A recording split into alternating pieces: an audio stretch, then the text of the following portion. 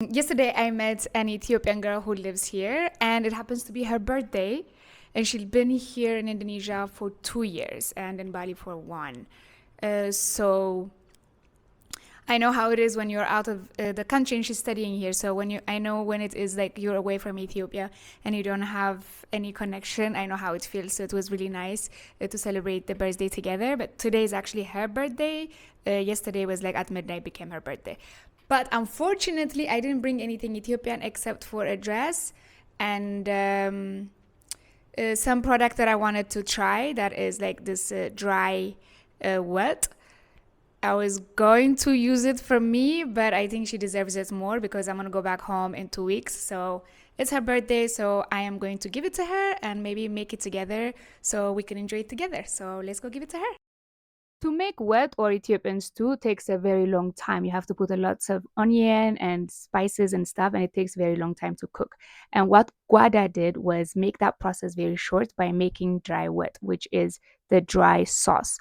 So this is the dry sauce. You just have to put a bit of water, oil, or butter, and then you have the sauce. And you can just put your supplement like the chicken or lentils or whatever, and you don't have to work very hard to make it. So now I have the clothes, I have the dry wet that I prepared for her, and then let's wait for her to give it to her. Tata! Happy birthday!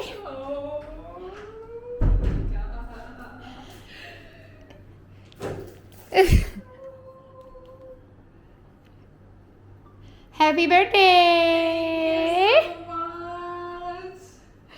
There is your birthday present. Thank you so much. And then The best. you got your graduation dress, and then I got you some what? Dry what? Really? Quanta? What? What? Kullit. Really? Yes. Thank you so much. I don't know we have this kind of thing. It's a new product. It's my friend's brand. Oh my god. You are looking very good. Thank you. Ah. So we are going to the pasar. አንቺ በጣም ነው ያማረብሽ በእውነት Oh my god. ዘንጠሻል ነፍስሽን አታውቂም Thank you. Hello, my name is Tina. I'm from Ethiopia. I'm studying here in Indonesia. I got a scholarship and it's been like almost 2 years I've been studying here. And how did you get the scholarship? Or how did you find out about the scholarship? I find out about the scholarship like I just find it on like searching by myself. I was looking for some scholarship and then I know about this scholarship from a friend. Then I got a suggestion and then like I tried, okay, why not, let me just try it if I got it, yeah. And then I just applied online like by myself. I got accepted.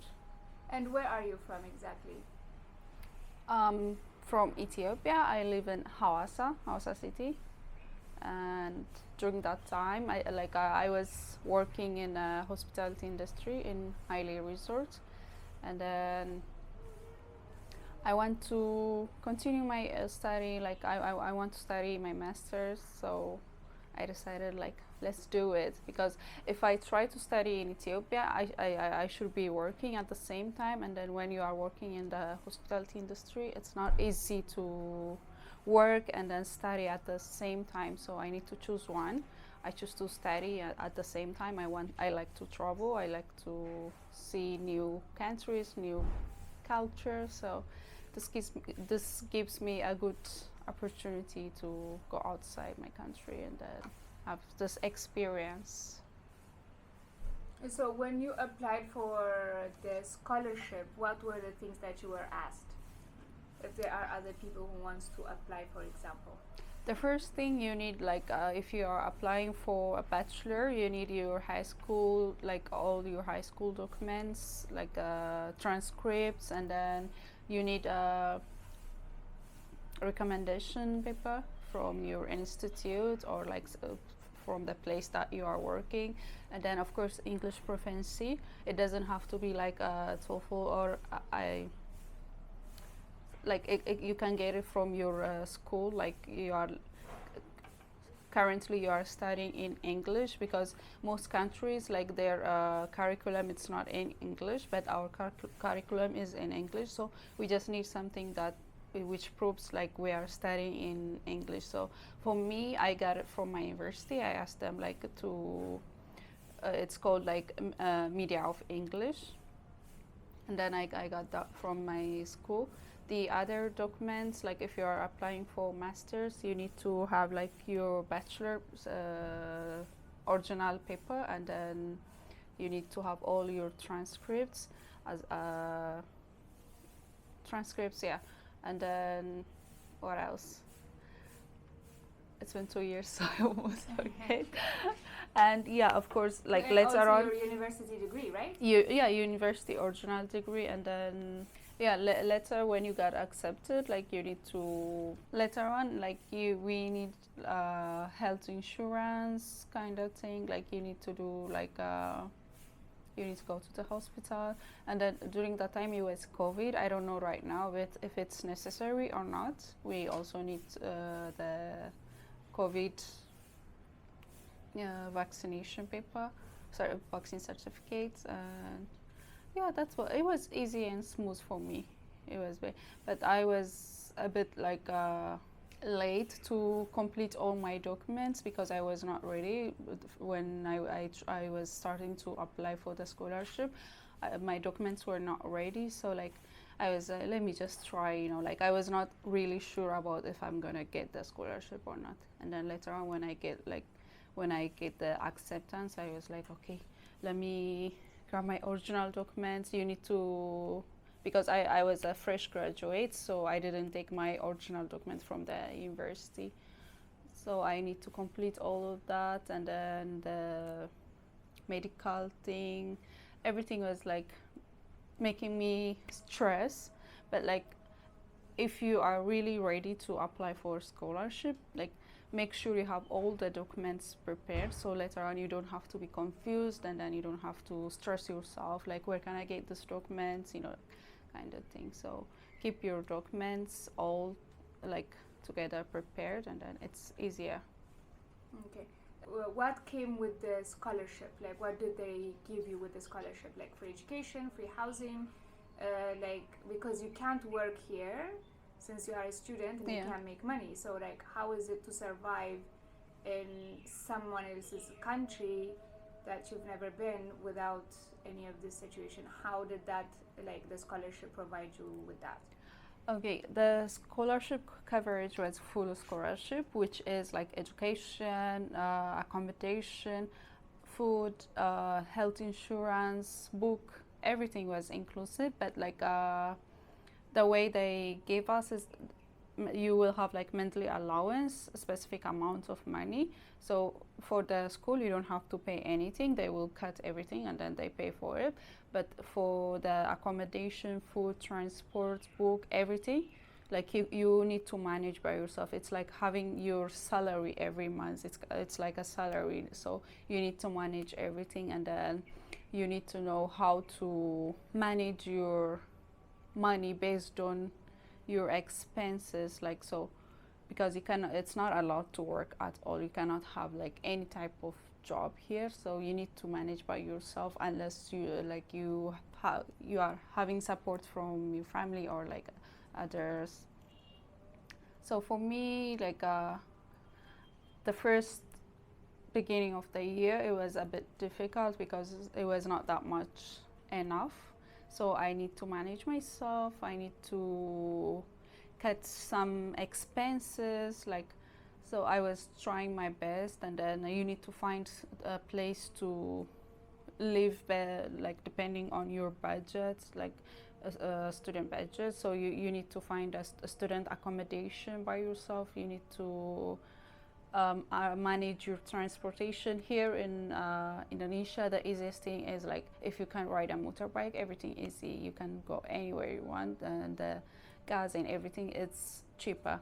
But if you are like a person like me, if you cannot ride a motorbike, it's more expensive. Transportation become more expensive. It's not like, I'm not saying it's expensive, but it's comparing to someone who owns a motorbike and then who doesn't have a motorbike, it will be like a bit different. So after that, when I get used to the lifestyle, like I start managing everything, and then it's good. It's enough. The money that we get from the scholarship, it's not like that much, but it's enough to survive here until you finish your education. You don't have to add any extra money for book or like other printing stuff, you know. So it was good. What did you pack?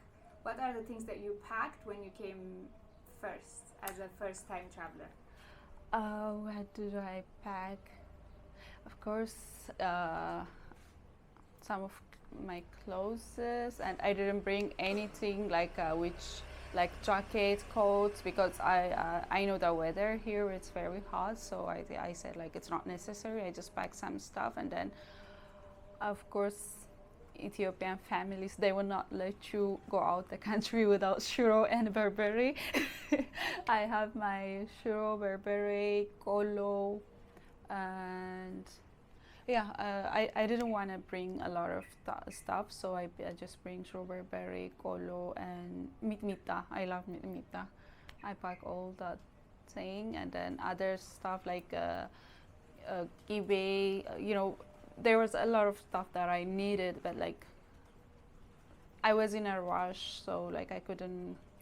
Oh, durkosh. Okay, she's talking about food. For those of you who don't know, she's talking about, she brought lots of Ethiopian food. Yeah. Traditional Ethiopian food. It's an obvious thing. It's like all of us Ethiopians, when we travel, that's the first thing we pack. Yeah. Because it's not easy to find. But now you've been here for 2 years and you have not gone back home. What do you miss the most? Food. I miss food. You have no idea how much I miss the food. I miss injera, you know, like eating by my hand. And of course I miss my family. For example, hair going to hair salon, because here if you are like a African girl, it's not easy to get your hair done, and I miss my hair being done at the salon, because before coming here, like I don't care about my hair, like I'm not even that much talented, you know, like I go to the salon, I don't have to worry about my hair. But since I came here, I become so talented. I can braid my hair, I can do, you need to do everything by yourself. So it's hard as a African girl living in Asia. It's hard because they don't know about your hair type. So it's difficult for them to do our hair type. So I miss going to salon. Yeah, also because there's not a very big Ethiopian community here. And before you used to live in Jakarta, right? Now you're in Bali. I'm in Bali now. Yeah, and in both locations, like Indonesia is not just a destination for Ethiopians. There's not a lot. So how does it feel to find Ethiopians when you're here? I cannot express like how I feel. I'm very excited. Like, you know, even like seeing a black person here for me, like gives me this huge excitement. And then finding my Ethiopian sister, my Habesha girl here, it's like beyond. So when are you going back? Like when do you finish your school? I will finish my school in June, because my visa will expire like I said, it's a 2-year course for master's, so my visa will finish in July. I need to finish my school in June. Yeah. And then now I'm almost done, like I need to do my last defense. After that, in July, I will be back home. So what is your next plan? Like after you finish your master's, where do you see yourself?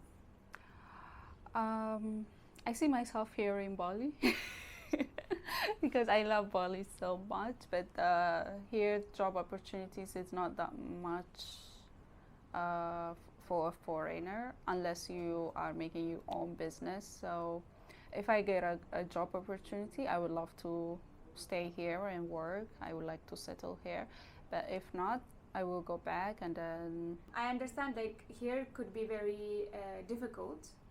yeah. So if not here, where would you like to work? I have a lot of places in my mind. Of course, Bali is the first place, and second, I would say I would like to work in Dubai if it's possible, and Ethiopia, and then Europe. I would like to work in Europe, Australia. So those countries are in my list, and I will try to. I will start applying for a job soon when I get my paper done. I'm doing my master's in marketing management, and previously my bachelor was in fashion design from Bahadar University, and then yeah, I have some experience like certificates in hospitality industry. So I would like to work more in the marketing, like marketing firms. Like I'm not limiting myself in any specific department, but like anything which is related to marketing, I will be happy. Do you want to send any message to other students or Ethiopians? Anybody you want? For anyone who would like to study, who would like to have their study abroad, like find a scholarship, just do your best. Don't wait for someone to tell you like I got this, you can do, like don't wait for anyone. Just search for a specific country that you want to go, and then find the official the university link, or like the official scholarship site, and then apply for yourself. You don't have to wait anyone, you know. And yeah, just you don't need to have any motivation. Do it for yourself. You don't have to wait anyone. Thank you. I hope you enjoyed this video and learned something new today. Like, share, comment, and subscribe, and see you in the next video. Bye!